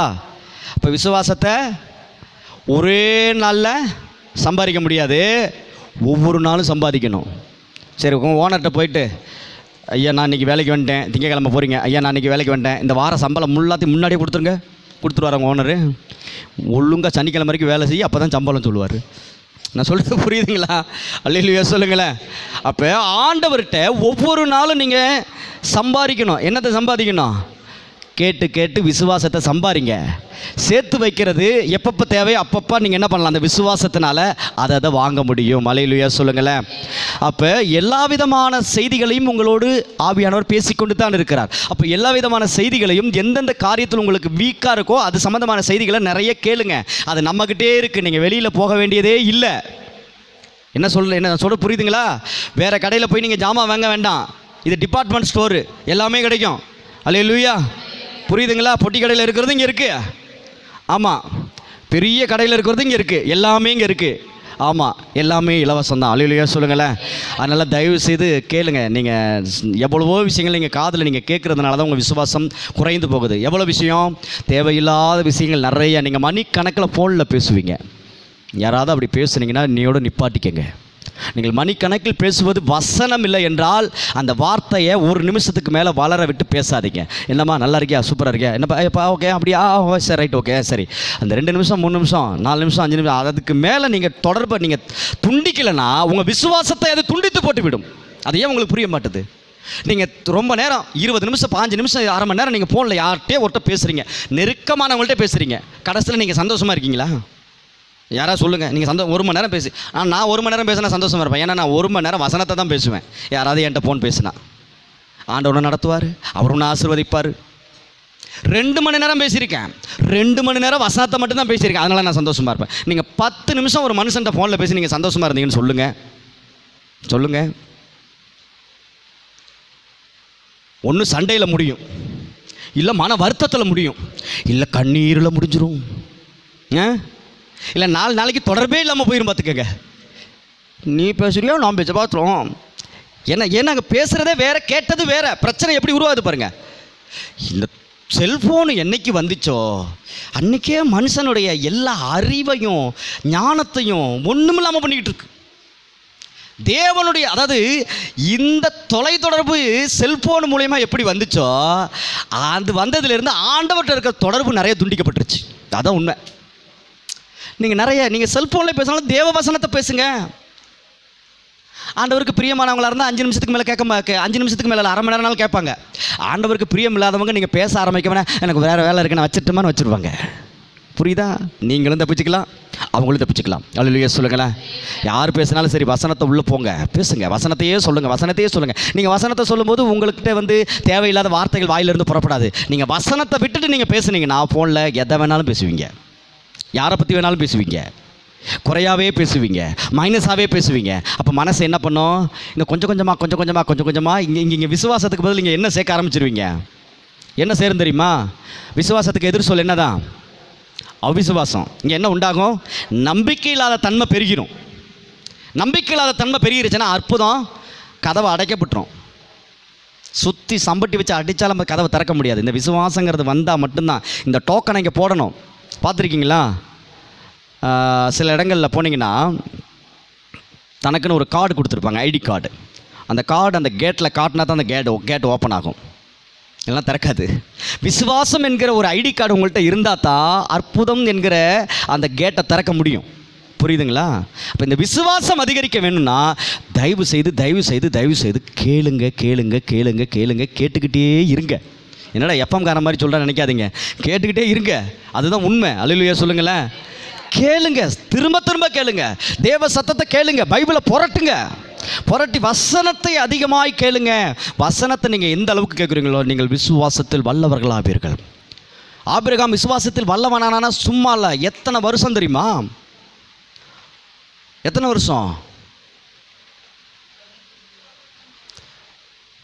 வருஷத்தில் பேசினார்? இடையில ஏகப்பட்ட வருஷம் கேப் இருக்குது. அந்த ஏகப்பட்ட வருஷத்தில் அவன் எதில் வல்லவனாக இருந்தான்? விசுவாசத்தில். ஒரே நாளில் ஆகவில்லை, ஒவ்வொரு நாளும் தன் விசுவாசத்தை வளர்த்து கொண்டே இருந்தான். என் ஆண்டவர் அதை செய்வார் இதை செய்வார் என்று சொல்லி அவன் நம்பிக்கொண்டே இருந்தான். அவன் நம்பிக்கொண்டே இருந்ததுனால தான் 99 வயசு 100 வயசு. அந்த பாட்டிக்கு 90 வயசு. அப்போ தான் யாருக்காவது குழந்தை பிறக்குமா? அவன் சரீரம் செத்து போயிட்டு இவன் கர்ப்பமும் செத்து போச்சுன்னு சொல்லுது வசனம். ஆனால் குழந்தை பிறகுது. ஆபிரகாமுக்கு ஈசாக்கை கர்த்தர் கொடுத்தார். அல்லேலூயா சொல்லுங்களேன். நடக்காததை நடத்தி கொடுப்பவர் தான் நம்முடைய ஆண்டவர். அல்லேலூயா சொல்லுங்களேன். உங்களால் தீர்க்க முடியாத கடனை ஆண்டவர் தீர்ப்பார். ஆமென் சொல்லுங்க. மருத்துவர்களால் குணமாக்க முடியாத வியாதியை ஆண்டவர் குணமாக்குவார். ஆமென் சொல்லுங்க. கர்த்தர் நிச்சயமா. இதெல்லாம் இயற்கைக்கு அப்பாற்பட்ட அற்புதம். இது உங்கள் வாழ்க்கையில் நடக்க வேண்டும் என்றால் விசுவாசத்தை பெருகணும். விசுவாசம் பெருகணும்னா நிறைய கேட்கணும். சத்தியத்தை கேளுங்க கேளுங்க கேளுங்க. இனிமேல் சர்ச்சைக்கு லீவ் போடுவீங்க, லேட்டாக வருவீங்க, வரக்கூடாது. அல்லேலூயா சொல்லுங்களேன். சீக்கிரமாக நேரமாக வந்துடணும். சத்தத்தை கேளுங்க. வாரத்தில் ஒரு நாள் டெய்லி என்ன பண்ணுங்க, டெய்லி அனுப்புகிற வசனத்தை கேளுங்க. நான் மறுபடியும் ஏன் வலியுறுத்தி சொல்கிறேன்னா, நான் பேசுகிறத நீங்கள் கேட்குறதுனால எனக்கு ஏதாவது லாபம் இருக்கா? எனக்கு ஒரே ஒரு லாபம் என்னன்னா, நான் சந்தோஷப்படுவேன். என் பிள்ளைங்க அனுப்புகிற சத்தியத்தை கேட்குறாங்களேன்னு சந்தோஷப்படுவேன். ஆனால் லாபம் யாருக்கு தெரியுமா? உங்களுக்கு தான். உங்கள் விசுவாசம் வர்த்திக்க பண்ணும். அப்படியே விசுவாசம் வளரும் வளரும். அப்படியே எங்க ஒரு ரூபாயை வச்சு எல்லாம் வாங்க முடியாது. அந்த ஒன்றுக்கு பக்கத்தில் ஒரு 10 சைபரை போட்டு பாருங்கள், பெருசாக இருக்கும். நான் தான் சொல்கிறேன். நீங்கள் டெய்லியும் கேட்க கேட்க ₹1 ஆரம்பிக்கிற உங்கள் விசுவாசம் கூட கூட சைபர் போட்ட மாதிரி அப்படியே பெருகிக்கிட்டே போகும். உங்கள் விசுவாசம் பெருகும்போது, அப்போ கொஞ்சம் பணம் இருக்கும்போது கொஞ்சம் பொருள் வாங்கலாம். அதிக பணம் இருக்கும்போது என்ன சொல்லுங்கள், பணம் நிறையா இருக்கும்போது இருக்கிறதுலே விலை உயர்ந்தது தங்கம் வாங்கணுன்னா காசு நிறையா வேணும்ல, வேணும். ஜொலிக்கணும்னா காசு நிறையா வேணும். உங்கள் வாழ்க்கையில் நீங்கள் ஜொலிக்கும்படி அற்புதம் நடக்க வேண்டும் என்றால் விசுவாசம் நிறைய வேணும். ஆமென் சொல்லுங்களேன். இந்த விசுவாசத்தை கேளுங்க. நம்ம சும்மா படுந்து பாருங்க, எல்லா மனுஷனும் அப்படி தான் இருக்கிறான். வெந்ததை தின்னுட்டு விதி வந்தால் சாவன்ட்டு எத்தனையோ பேர் வாழ்ந்துக்கிட்டு இருக்கான். அப்படி வாழ நாம் அழைக்கப்படலை. நான் வெந்ததையும் திம்பேன், விதி எனக்கு ஒரு பிரச்சனையே கிடையாது. என் ஆண்டவர் என்னை வளர வைத்திருக்கிறார். என் ஆண்டவர் எனக்காக வச்சிருக்கிற திட்டம் எல்லாத்தையும் நான் அனுபவிப்பேன். அது நிறைவேறியே தீரும். ஆமென் சொல்லுங்களேன். அல்லேலூயா சொல்லுங்களேன். இந்த விசுவாசத்துக்குள்ளே நீங்கள் வந்துடுங்க. புரியுதுங்களா? அப்போ நீங்கள் தயவு செய்து இந்த விஷயத்தை நீங்கள் பண்ணணும். சரி, அடுத்து இப்பொழுது விசுவாசத்தை சம்பாதிச்சிட்டீங்க. இப்போ கேட்குறீங்க என்னங்க, இப்போ கேட்குறீங்க, கேட்டு விசுவாசம் ஃபுல்ஃபில் ஆயிடுச்சு. இப்போ இந்த விசுவாசத்தை சம்பாதிச்சதுக்கப்புறம் அற்புதத்தை எப்படி பாஸ்டர் வாங்குறது, எப்படி பிரதர் வாங்குறது? சரி, ரைட், ஓகே. பதில் லூக்கா 17:5. சீக்கிரமாக எடுங்க, சொல்கிறேன். டக்கு டக்குன்னு வாசிக்க பார்க்கலாம். ஒருத்தர் 9:54 எடுத்துக்கங்க, ஒருத்தர் 17:5 எடுங்க. வேகமாக வாசிங்க, வேகமா. நேரம் முடிஞ்சிருச்சு. ஹல்லேலூயா. ஆ ஆ ஆ ஆ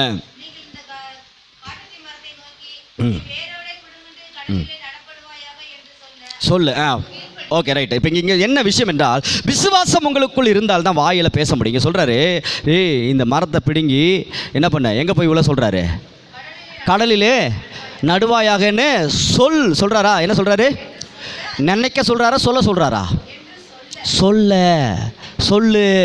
என்னங்க சொல்லுங்க, சொல்லுங்க, சொல்லு. நீங்கள் சொல்லணும். அவர் சீசர்களுக்கு கற்றுக் கொடுக்குறாரு. சொல்லுடா, பேசுடா, வாயை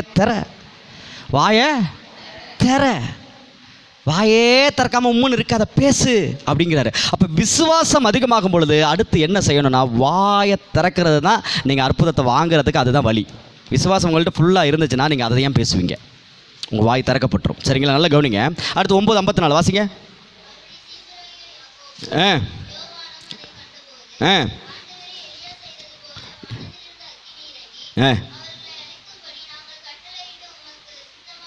சரி, ரைட், ஓகே. இப்போ என்ன பண்ண, எலிய வானத்துலேருந்து அக்னி இறங்கி அவங்க அழிச்சான். எலியாவை போல் ஆண்டவரே பேசாமல் நான் அக்னியை இறக்கி அழிச்சிட்டுமா? யார்கிட்ட கேட்குறான்? ஆண்டவர்கிட்ட கேட்குறான். யார்? ஏசப்பா கூட இருக்கிற சீசரு. அப்போ அவனுக்கு புரிஞ்சிருச்சு. என்ன புரிஞ்சிருச்சு?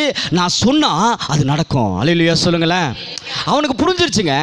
நீங்கள் புரிஞ்சுக்கங்க, நீங்கள் பேசுனா நடக்கும். அல்லேலூயா சொல்லுங்களேன்.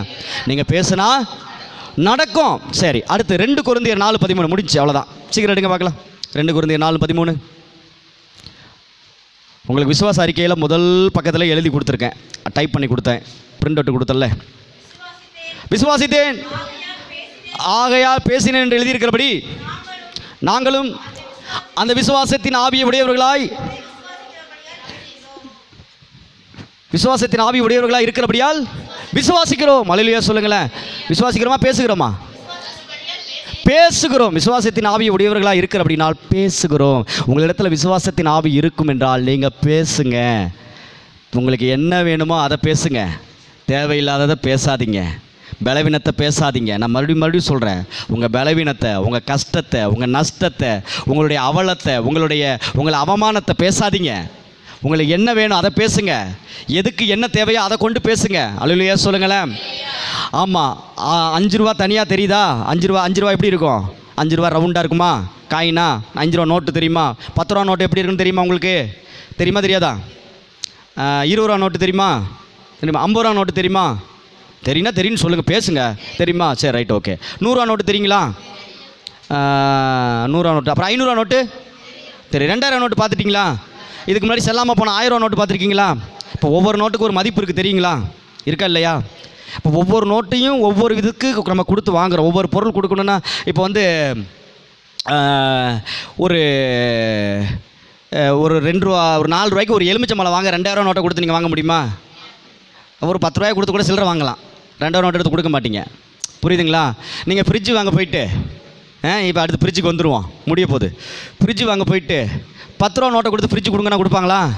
கொடுக்க மாட்டாங்க. அப்போ ஒவ்வொரு பொருள் வாங்குறதுக்கு ஒரு மதிப்புள்ள ஒரு பணம் தேவை. அதே போல் உங்கள் வாழ்க்கையிலே எந்தெந்த தரமான அற்புதம் நடக்க வேண்டுமோ அந்தந்த தரத்திற்கு தகுந்த விசுவாசம் உங்களிடத்தில் வேணும். அல்லேலூயா சொல்லுங்களேன். அந்த விசுவாசம் எங்கேருந்து வரும்? அந்தந்த தரமுள்ள விசுவாசம் எந்தெந்த வசனத்தில் இருக்கிறோ அதை பிடிச்சிக்கங்க, அதை கேளுங்க. அல்லேலூயா சொல்லுங்களேன். சுகம் என்கிற அற்புதம் நடக்க வேண்டும் என்றால் அந்த சுகத்தை பெற்றுக்கொள்கிற விசுவாசம் உங்களுக்குள் உண்டாக வேண்டும். அந்த சுகத்தை பெற்றுக்கொள்கிற விசுவாசம் உங்களுக்குள் உண்டாக வேண்டும் என்றால் அந்த சுகத்தை குறித்து எழுதப்பட்டிருக்கிற வசனத்தை அதிகமாக பேசுங்க, பேசுங்க, பேசுங்க, பேசுங்க. அல்லேலூயா சொல்லுங்களேன். அதனால தான் உங்களுக்கு ஒரு புக் அடித்து கொடுத்தேன். வச்சுருக்கீங்களா வீட்டில்? இல்லை ஏதாவது மீனுக்கு இது சாப்பிட்டுட்டு மீன் முள் எடுத்து வச்சுட்டிங்களா? அப்படி இல்லை. சரி, ரைட்டு. எங்கே தூக்கி போடல. புக்கு எதாவது இருந்துச்சுன்னா தூசி இருந்துச்சுன்னா தட்டி எடுத்து வாசிங்க. அல்லேலூயா சொல்லுங்களேன். ஏன்னா சுகமாகறதுக்காகத்தான் உங்களுக்கு உங்களுக்கு விசுவாசம் உண்டாகினதா நீங்கள் பேசுகிறதுக்காண்டியே வசனத்தை டைப் பண்ணி கொடுத்துருக்குறேன். அடுத்த இன்னொரு இடத்துல செழிப்பை கொடுத்து எழுதி கொடுத்துருப்பேன். பொருளாதாரம் உங்களுக்கு குறைபாடாக இருக்கா? அதுக்கான விசுவாசம் உங்களுக்கு உண்டாகணும். அப்போ அதற்குண்டான வசனத்தை நீங்கள் படிக்கணும். செழிப்பை குறித்து நான் நல்லா இருக்கணும் அவன் சொல்லுவானுங்க. நிறைய பேர் பேசுவாங்க, அதெல்லாம் இவனுங்க எப்போ பார்த்தாலும் செழிப்புன்னு பேசுகிறாங்க, ஆண்டவர் கோபப்படுவார். நீ பேண்ட் சட்டை போடாமல் நீ பேசாமல் என்ன பண்ணு, இடுப்பில் துண்டை கட்டிட்டு பேசாமல் இருந்துக்க, மிச்சம் இல்லை. வேறு எந்த ஆசைப்படாத, வீட்டில் இருக்காத, ரோட்டில் ஒரு டென்ட் அடித்து குடியிரு, நல்லா இருக்குனுங்கிற இருப்பம் இருக்கா இல்லையா? அதுதாங்க செழிப்பு. அல்லேலூயா சொல்லுங்களேன். அதாவது கார் இல்லாதவனுக்கு கார் வாங்கினவனை பார்த்து வைத்தறிச்சலாக இருக்குது, வீடு இல்லாதவனுக்கு வீடு வாங்கினவனை பார்த்து வைத்தறிச்சலாக இருக்குது. என்ன கொடுமையாக இருக்குது, என்ன உலகையாது? ஆசீர்வாதமாக இருக்கிறது தப்பா? அல்லேலூயா சொல்லுங்களேன். ஏங்க நீங்கள் நல்லா இருக்கணுங்கிறத அவர் விரும்புகிறாரு. அல்லேலூயா சொல்லுங்களேன். நீங்கள் அற்புதமான வாழ்க்கை வாழ வேண்டும் என்பது தான் தேவனுடைய சித்தம், அதுதான் அவருடைய விருப்பம். ஆமென் சொல்லுங்க. அல்லேலூயா சொல்லுங்க. அதனால் உங்களுக்கு எல்லா வகையிலையும் உங்களுக்கு நீங்கள் எப்படி வாழணுங்கிறத இங்கே கொடுத்து பிரசங்கிக்கப்படுது. கேளுங்க. உங்களுக்கு புக்கு அச்சடிக்கப்பட்டு கொடுத்துருக்கு, அதை படிங்க. நீங்கள் எந்த அளவுக்கு பேசுகிறீங்களோ அந்த அளவுக்கு உங்கள் வாழ்க்கையில் அற்புதம் நடக்குங்க. பேசுங்க, பேசுங்க, பேசுங்க, பேசிக்கிட்டே இருங்க. புரியுங்களா? ஃபஸ்ட்டு என்ன சொன்னேன்? கேளுங்க, கேட்டுக்கிட்டே இருங்க. பேசுங்க, பேசிக்கிட்டே இருங்க. அற்புதம் நடக்கிற வரைக்கும் பேசுங்க. அது முடிஞ்சிருச்சா அடுத்த அற்புதம் நம்ம ஒன்றோட விட மாட்டோம் பாருங்க. நம்ம சாதாரண ஆள் கிடையாது, இல்லை நம்ம லேசுப்பட்ட ஆள் கிடையாது. எனக்கு வீடு வாங்கியாச்சு, இப்போ என்ன இப்போ வீட்டில் கார் நிறுத்த வேணாமா, கார் வேணுமா தோணுதா இல்லையா? ஏன் ஒரு ஃப்ரிட்ஜு வாங்குறீங்க, வாங்குறதே இஎம்ஐயில். அந்த இஎம்ஐ முடிகிறதுக்கு முன்னாடியே அடுத்து மண்டையில் டமார்னு ஒன்று உதிக்கும் பாருங்கள். கொஞ்சம் பெரிய டிவியாக வாங்கிடுவோமா, ஒரு வாஷிங் மிஷின் வாங்குவோமா, தோணுதா இல்லையா? அப்போ அற்புதம் சாகிற வரைக்கும் ஒரு மனிதனுக்கு அற்புதம் தேவை. இந்த அற்புதம் நம்முடைய வாழ்க்கையில் வேணும்னா நாம் சாகிற வரைக்கும் தேவ சத்தத்தை கேட்டுக்கிட்டே இருக்கணும். ஒரு நாள் கூட கேப்பு விடக்கூடாதுன்னு நான் சொல்கிறேன். அல்லேலூயா. என்னைய நீங்கள் டிஸ்டர்ப் பண்ணுங்கன்னு நான் சொல்கிறேன். புரியலையா? பாஸ்டர் சாயங்காலமாக ஜெபம் பண்ணுவோமா, கொஞ்சம் நேரம் ஜெபம் பண்ணுவோமா அப்படின்னு கேளுங்க. நான் ரெடி. உங்களுக்காகத்தான் நான். அல்லேலூயா. மக்களுக்காகவே நான் போயிட்டாங்க, அவங்க போயிட்டாங்க. Right, okay, right. நான் சபை மக்களுக்காகவே நான். தொந்தரவு பண்ணுங்கள். அல்லேலூயா சொல்லுங்களேன். கூப்பிடுங்க, ஃபோன் பண்ணி வேறு இதை சொல்லுங்கள். நீங்களே பேசி முடிவு எடுத்து சொல்லுங்கள். பாஸ்டர் ஒரு சாயங்காலம் ஒரு 7 மணிக்கு 7 to ஒரு 7:30 வரைக்கும் ஒரு அரை மணி நேரம் ஃபோன்லேயே ஜெபம் பண்ணலாமா? ஃபோனுக்கு வாங்க, பேச பேச ஆவியானவர் பேசுவார். அன்னைக்கு என்ன பேசுகிறாரு அது அப்படியே சத்தியம். அன்னைக்கு விசுவாசம் பெருகும். அல்லேலூயா சொல்லுங்கள். நீங்கள் தான் வரணும். எல்லாத்துக்கும் கார் வச்சு கூட்டு வர முடியுமா? விசுவாசத்துக்கு கார் வச்சு கூட்டு வர முடியுமா சொல்லுங்கள் பார்க்கலாம். ஆலயத்துக்கு கூட்டு வர முடியும். நீங்கள் விசுவாசத்துக்கு நான் வந்து ஃபோனில் போய் ஒவ்வொருத்தரையும் கார் வச்சு கூட்டு வர முடியுமா? அதுக்கு அந்த அர்த்தத்தில் சொல்கிறேன். அல்லேலூயா சொல்லுங்கள். கர்த்தர் நல்லவர். ஏன் இவ்வளோ தூரம் உங்கள்கிட்ட பேசுகிறதுக்கு மிக மிக முக்கிய காரணம், என் பிள்ளைங்க பாருங்கள், பேச பேச சிரிச்சிட்டே இருக்க பாருங்க. சிரிக்க மறந்ததுனால தான் உடம்பு பலவீனமானது. நம்ம நல்லா இருக்கீங்களா? சோத்திரம். இப்போ முகம் எப்படி இருக்குது பார்த்து சொல்லுங்கள். சொல்லுங்கள், நீங்கள் சொல்லணும். அப்புறம் நல்லா இருக்குல்ல? காலையில் காரில் ஏறும்போது எப்படி இருந்தாங்க? இதை தாங்க ஆண்டவர் எதிர்பார்க்குறாரு. அல்லேலூயா சொல்லுங்களேன். நீ இருக்கிற வண்ணமாகவே இருக்கக்கூடாது. நீ நல்லா இருக்கணும், சிரிச்சிட்டே இருக்கணும். பிள்ளைங்க சந்தோஷமாக இருந்தால் பெற்றவங்களுக்கு அப்படியே இந்த மனசு எப்படி பூரிப்பாக இருக்கும் தெரியுமா? அந்த பிள்ளைங்க உம்முன்னு இருந்துருச்சுன்னா இந்த பெற்றவங்க பொங்குற பொங்கு இதைத்தான் ஆண்டவருக்குள்ளேயும் இருக்கும். இப்போ நீங்கள் சந்தோஷமாக இருக்கணும், நீங்கள் ஹாப்பியாக இருக்கணும், வாழ்க்கையில் எல்லாத்தையும் அனுபவிக்கணும், நல்லா இருக்கணும். இது தேவனுடைய விருப்பமும் சித்தமுமாக இருக்குது. அல்லேலூயா சொல்லுங்களேன். அதனால் தயவு செய்து கேளுங்க. நீங்களே முடிவு பண்ணி சொல்லுங்கள். ப்ரேயர் பண்ணலாம்னா சொல்லுங்கள். ஒரு 1/2 மணி நேரம் ஜெபம் பண்ணுவோம், வசனத்தை தியானிப்போம், என்ன வேணாலும் பண்ணுவோம். கர்த்தருக்கு பிரியமான காரியத்தை செய்வோம். நமக்கு தேவை விசுவாசம் வளரணும். சாகிற வரைக்கும் ஒரு மனுஷனுக்கு சோறு எப்படி முக்கியமோ, நாம் சாகிற வரைக்கும் விசுவாசம் நமக்கு முக்கியம். ஒரு ஒரு ஒரு ஒரு ஒரு ஒரு பழமொழியா இந்த ஆட்டோவில் எழுதி வச்சுருப்பானுங்க. கல்லறை வரை அண்ணி யாருக்குமே தெரியாதா? தம்பி சொல்லுப்பா. கல்லறை வரை என்ன கேப்ரியல் உனக்கும் தெரியாதா? இப்போ டைசன் அடிப்பான் பாரு நச்சுன்னு சொல்கிறா. கல்லறை வரை என்னடா? அப்போ 90s 80s எங்களுக்கு தான் தெரியுமா? ஓகே. கல்லறை வரை சில்லறை தேவை. என்னையா இந்த இதை மறந்துட்டீங்களே? இங்கே உட்காந்துருக்காரு 70 80s உட்காந்துருக்காரு, சொல்ல மாட்டாரு. ஆமாம், கல்லறை வரை சில்லறை தேவை. இன்றைக்கி தான் கேட்குறீங்களா? ஆட போச்சு போங்க. இங்கே பார்த்தீங்களா? இல்லை எல்லாம் கரெக்டாக ஆதாரமாக தான் இருக்குது. கல்லறை வரை சில்லறை தேவை. போன வாரம் தான் ஒரு ஐயாவை அடக்கம் பண்ணோம். சில்லறை இல்லைன்னா இந்த வேலையெல்லாம் பண்ணியிருக்க முடியாது. என்னக்கா சரி தானே? ஆமாம். அல்லேலூயா சொல்லுங்கள். எல்லாத்துக்கும் காசு. அல்லேலூயா. ஆமாம். செத்து போய் குழியில் வைக்கிற வரைக்கும் காசியா? ஆமாம். ப்ரீசருக்கு காசு, ஆம்புலன்ஸுக்கு காசு, பொட்டிக்கு காசு, வெட்டுற குழிக்கு காசு, கையெழுத்து போட காசு, காசு காசு காசு. கல்லறை வரை சில்லறை தேவை. இப்போ அதை கொஞ்சம் மாற்றிக்கணும். கல்லறை வரை கட்டு தேவைன்னு மாற்றிக்கணும். சில்லறை பற்ற மாட்டுது. இப்போ எல்லாமே நோட்டாக கேட்குறாங்க. கல்லறை வரை நோட்டு தேவைன்னு மாற்றணும். அந்த ரைமிங் எனக்கு என்னமோ ரைமிங்காக அப்படி விட்டுருப்பான்னு நினைக்கிறேன். கல்லறை வரை சில்லறை தேவைன்னு சொல்லி. ஆனால் அதே போல் கல்லறை வரை எப்படி சில்லறை தேவையோ, நாம் ஆண்டவருடைய வருகையில் எடுத்துக்கொள்ளும் வரையிலும் நமக்கு விசுவாசம் தேவை. ஆமென் சொல்லுங்களேன். விசுவாசம் தேவை. விசுவாசம் இல்லாமல் தேவனுக்கு பிரியமாக இருப்பது. ஹல்லேலூயா, பிரைஸ் தி லார்ட். ஆவியானவர் சரியான நேரத்தில் கொண்டு வந்து வார்த்தையை போடுறாங்க. விசுவாசம் இல்லாமல் தேவனுக்கு பிரியமாக இருப்பது, சில்லறை இல்லாமல் கல்லறை தேடுவது மனிதனுக்கு கூடாத காரியம். விசுவாசம் இல்லாமல் தேவனுக்கு பிரியமாக இருப்பது கூடாத காரியம். ஹல்லேலூயா சொல்லுங்களேன். அதனால் விசுவாசம் ரொம்ப முக்கியம். அந்த விசுவாசத்தை எப்படி சம்பாதிக்கணும்? எந்த கேள்வினால? வசனத்தை கேட்டுகிட்டே இருக்கணும். எவ்வளோ நேரம் நீங்கள் கேட்க முடியுமோ கேளுங்க, கேட்க முடியுமோ கேளுங்க. வசனத்தை கேளுங்க, திரும்ப திரும்ப கேளுங்க. நீங்கள் மாறி செம்மையாக மாறி வந்துடுவீங்க. கனகராஜனை இன்றைக்கி அவர் நான் என்ன விசாரிக்கும் போது அவர் சொல்கிறாரு, அவர்கிட்ட நான் கேட்டேன், முன்னாடி எப்படி இருந்தீங்க, இப்போ எப்படி இருக்கீங்க? இப்போ எதுவாக இருந்தாலும் என்னால் பேஸ் பண்ண முடியுதுங்கிறாரு. உண்மைதானே? ஃபஸ்ட்டு சின்ன சின்ன விஷயத்துக்கெல்லாம் ஃபோன் அடிச்சிருவார். Brother brother brother. இப்போ போன என்ன எதுவுமே இல்லை இல்லை இல்லை. ஆண்டவர் என்னை நடத்துகிறார். அல்லேலூயா. உன் விசுவாசமே உன்னை ரட்சித்தது. அல்லேலூயா சொல்லுங்களேன். நான் மறுபடியும் சொல்கிறேங்க, நீங்கள் தேவனுடைய சத்தத்தை நீங்கள் கேட்க மறந்துட்டீங்க. கேட்குறதுக்கு உங்களால் நேரம் ஒடுக்க முடியல. மம்மி நான் ரொம்ப பிஸி அப்படின்னு நீங்கள் இருந்துட்டீங்கன்னா ஒன்றுமே பண்ண முடியாது. அற்புதம் நடக்கலைன்னு என்கிட்ட வருத்தப்படாதீங்க, ஆண்டவர்கிட்ட வருத்தப்படாதீங்க. ஒன்றும் பண்ண முடியாது. நான் சொல்கிற புரியுதுங்களா? நீங்கள் எந்த அளவுக்கு தினந்தோறும் தேவ சத்தத்தை கேட்டு கேட்டு கேட்டு கேட்டு விசுவாசம் வளர்த்து கொள்கிறீங்களோ, உங்கள் வாழ்க்கையில் அற்புதம் நடக்கலைன்னா, நான் மறுபடியும் சொல்கிறேன், எப்போவுமே சொல்கிற மாதிரி ஸ்ட்ராங்காக சொல்கிறேன், என்னை சத்தியை பிடிச்சி கேளுங்க. நீங்கள் சொன்னீங்களே யாயா நடக்கலைன்னு கேளுங்க. அல்லேலூயா சொல்லுங்களேன். நடக்கும். ஏன்னா நான் அதை ஏற்கனவே ப்ராக்டிஸ் பண்ணி அனுபவிக்கிறதுனால நான் உங்களுக்கு சொல்கிறேன். அல்லேலூயா. என்ன மாதிரி உங்களால் பேச முடியுமா? சொன்னால் கூட நீங்கள் எப்படி எடுத்துக்கிங்கன்னு தெரில. நான் சொல்லுவேன், ஆண்டவரே ஸ்தோத்திரம், எனக்கு டெய்லி அக்கௌண்ட்டில் அமௌண்ட் கிரெடிட் பண்ணி விடுங்கப்பான்னு சொல்லி கேட்டுட்ருக்கேன். நீங்கள் கேட்பீங்களா? உங்களுக்கு அந்த துணிச்சல் இருக்கா? எனக்கு அந்த விசுவாசம் இருக்குது, நான் கேட்டுக்கிட்டு இருக்கேன். அல்லேலூயா சொல்லுங்களேன். ஆமாம், டெய்லி எனக்கு கிரெடிட் ஆகணும். எனக்கு டெய்லியும் செலவு இருக்குது, டெய்லி எனக்கு செலவு இருக்குது, டெய்லி எனக்கு கிரெடிட் ஆகணும். ஸ்தோத்திரம். அல்லேலூயா. ஆமாம், நீங்கள் ஒரு ஓனர்கிட்ட வேலை செய்கிறீங்க, நான் அந்த ஓனர்கிட்ட தானே வேலை செய்கிறேன், அவர்கிட்ட தானே கேட்கணும். அல்லேலூயா சொல்லுங்களேன். நான் உங்ககிட்ட ஒரு நோட்டு போட்டு இல்லை ஒரு கார்டு அச்சடித்து கொடுத்து இதை கட்டுங்க அதை கட்டுங்கன்னு சொல்ல முடியுமா? சொல்லுங்கள் பார்க்கலாம். அல்லேலூயா. ஆமாம், கர்த்தர் நல்லவர். Praise the Lord. அல்லேலூயா. ஆனால் நீங்களும் கேளுங்கன்னு சொல்கிறேன் ஆண்டவர்கிட்ட. நீங்கள் வேலை செய்கிறீங்க, நீங்கள் கேட்டால் கொடுப்பாரு. ஹலோ, நான் வேலை செய்கிறேங்கிறதுக்காக இல்லை, நான் அவருடைய பிள்ளைங்கிறது தெரிஞ்சதுனால கேட்குறேன். நீங்கள் அவருடைய பிள்ளைங்கிற விசுவாசம் உங்களுக்கு இருந்துச்சுன்னா துணிச்சலோடு கேளுங்க. அல்லேலூயா சொல்லுங்கள். நீங்கள் என்ன பாவத்தையாக கேட்குறீங்க, இல்லை தீமையாக கேட்குறீங்களா? ஆண்டவரே எனக்கு பலன் கொடுங்க, நான் அடித்து கொள்றதுக்கு அப்படியே கேட்குறீங்க? இல்லை, ஆண்டவரே எனக்கு நல்ல பலன் கொடுங்க, நான் நல்லா வாழணும், ஆரோக்கியமாக வாழணும், அதானே கேட்குறீங்க? அல்லேலூயா சொல்லுங்களேன். கர்த்தர் நல்லவர். ஆண்டவர் தாமே உங்களை ஆசீர்வதிப்பாராக.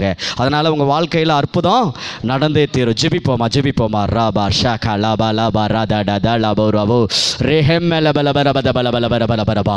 ஹல்லேலூயா. ஆண்டவரே, இந்த வார்த்தையை சத்தத்தை கேட்டிருக்கிற உங்கள் பிள்ளைகள் மீது இயேசுவின் நாமத்தினாலே இப்பொழுதே ஒரு அற்புதம் நடைபெறுவதாக ஆண்டவரே நான் விசுவாசிக்கிறேன். விசுவாசித்தால் நீ தேவனுடைய மகிமையை காண்பாய் என்று சொல்லப்படுகிறது. அந்த வார்த்தையை நான் நினைவு கூர்ந்து ஜெபிக்கிறேன். இயேசுவின் நாமத்தினாலே என்னுடைய வாழ்க்கையிலும் என் பிள்ளைகளுடைய வாழ்க்கையிலும் இப்பொழுதே அற்புதம் நடப்பதாக. யூடியூபிலே பார்க்கிற ஒவ்வொரு பிள்ளைகளுடைய வாழ்க்கையிலும் அற்புதம் நடப்பதாக. அற்புதம் நடந்தே தீரும் என்று கர்த்தருடைய வார்த்தை சொல்லுகிறது. உங்கள் வாழ்க்கையிலே அற்புதம் நடந்தே தீரும், நடந்தே தீரும், நடந்தே தீரும். டிக்ளேர் பண்றேன், பிரகடனப்படுத்துறேன். இந்த சத்தத்தை நீங்க யாரெல்லாம் கேட்கிறீங்களோ, உங்க வாழ்க்கையில அற்புதம் நடந்தே தீரும். இயேசுவின் நாமத்தினாலே அற்புதம் நடந்தே தீரும். நீங்கள் நினைத்து பார்க்க முடியாத, நீங்கள் இதுவரையிலும் நீங்கள் கொஞ்சம் கூட யோசிக்காத அவ்வளவு அற்புதங்கள் உங்கள் வாழ்க்கையில நடக்க போகிறது. ராபா லாபா தகத லாபோ ராபோ ரஹபா ஷெஹேந்தல பதபரபலபலபரபரபா. ஆண்டவரே, உம்முடைய பிள்ளைகள் வாழ்க்கையில நீ அற்புதத்தை செய்து விட்டபடினால் உமக்கு ஸ்தோத்திரம். இயேசு கிறிஸ்துவின் நாமத்தில் ஜெபிக்கிறோம் ஜீவனுள்ள பரலோக பிதாவே. ஆமென், ஆமென், ஆமென். ஹல்லேலூயா. சொல்லுங்க. ஸ்தோத்திரம். ஹல்லேலூயா.